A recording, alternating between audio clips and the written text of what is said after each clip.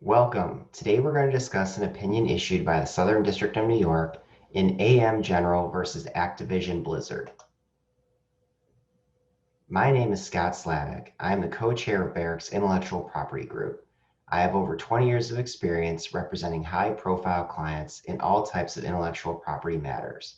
If you ever need help devising strategies to provide maximum international trademark protection for your brands, searching and clearing new global brands on a rush timeline, reviewing new marketing programs, or advising on risks with respect to social media marketing, I'm happy to help. In a recent decision from the Southern District of New York, Judge George B. Daniels held that the strong First Amendment interests in protecting free artistic expression warranted summary judgment that Activision Blizzard's use of Humvee vehicle models in the blockbuster Call of Duty video games was not a violation of the Lanham Act, because the inclusion of Humvees represented genuine artistic expression, specifically the creation of a more realistic depiction of the armed forces, and was not in service of misappropriation or otherwise misleading as to the source of the game, the defendants were entitled to the dismissal of all the plaintiffs' claims. In AM General versus Activision Blizzard, the plaintiff, AM General, had been the contract supplier of Humvees to the armed forces since the early 1980s, during which time they had seen ubiquitous use and deployment among U.S. military land forces. Since the 1990s, AMG had granted a few licenses to use the Humvee trademark in connection with products and services, including at least some toys and at least 4 video games, although its primary business line remained the manufacture and sale of physical automobiles. Defendant Activision Blizzard published the extremely popular Call of Duty video game franchise, a series of military-styled first-person shooters. In 9 of these games, Humvees were depicted for various durations, at times requiring the player to interact with or ride in a Humvee, and with Humvees shown in promotional trailers and strategy guides. Following the 2016 release of Call of Duty Modern Warfare Remastered, AMG brought suit for trademark and trade dress infringement under the Lanham Act and various substantially related claims under the Lanham Act and parallel state law.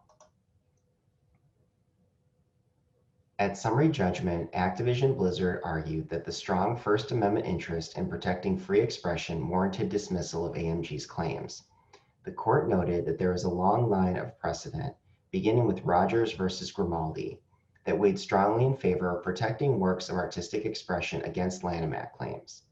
Rogers generally precluded the application of the Lanham Act to works of artistic expression where the use of the trademark has any artistic relevance to the underlying work whatsoever, so long as the artistically relevant use of the trademark did not explicitly mislead as to the source or content of the work. Examining past cases implicating Rogers, the court held that a Lanham Act violation would not be supported against countervailing First Amendment concerns by the mere existence of a likelihood of confusion, but rather only in circumstances where the evidence for a likelihood of confusion was compelling, such as where undertaken for the purposes of misappropriation. The court further observed that the requirement that an artistic use of a mark have artistic relevance was not the same thing as being artistically required or obligatory. The use had to be in artistic good faith, but there was no but-for requirement that the use be indispensable. The court found that Activision Blizzard's interest in presenting military truthfulness easily met the low bar of artistic relevance. The court further found that in view of the Polaroid factors, Activision Blizzard's use of Humvees was not explicitly misleading. Despite some survey evidence showing potential confusion as to whether AMG had approved the use of Humvees in the game, there was ultimately little to suggest that Activision Blizzard's use was of an appropriative rather than artistic character. In particular, the fact that AMG was a manufacturer of automobiles, while Activision Blizzard produced video games, weighed heavily against any compelling finding of confusion. The court was unmoved by AMG's argument that its licensing activities created an overlap in the market segments for Activision Blizzard and AMG due to the sporadic and marginal nature of such licensing relative to AMG's primary business of making and selling automobiles. Summing up its analysis, The court held that enhancing the game's realism was a sufficient rationale to establish that the use of Humvees was an integral element of the game's artistic expression under the Rogers line of cases. That the art in question was commercially sold did not negate the protection afforded it under the First Amendment. Activision Blizzard was thus entitled to a summary judgment against all of AMG's claims. AMG versus Activision Blizzard is broadly helpful to both amateur and commercial producers of art who wish to include potentially trademark material as part of a broader commitment to realism, where a mark's presence, even if not necessarily required, is so entwined with the realistic portrayal of artistic subject matter, as with Humvees in the military, that its use can be readily characterized as in good faith. AMG suggests that the use of the mark would generally be protected.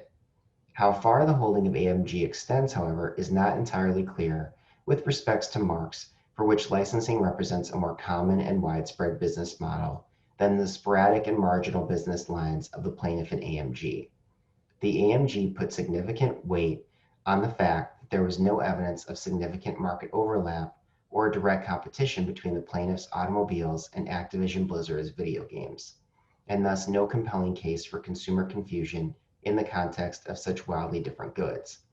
The issue would presumably be more difficult to resolve in those instances in which a plaintiff's mark had a longer or more substantial history of being licensed in the same field in which an accused infringer sought to establish a protected use of that mark. I'm Scott Slavick, co-chair of Barrick's Intellectual Property Group. If you have any further questions, please feel free to contact me or any of the Barrick lawyers that you typically deal with, and we'll be happy to help you.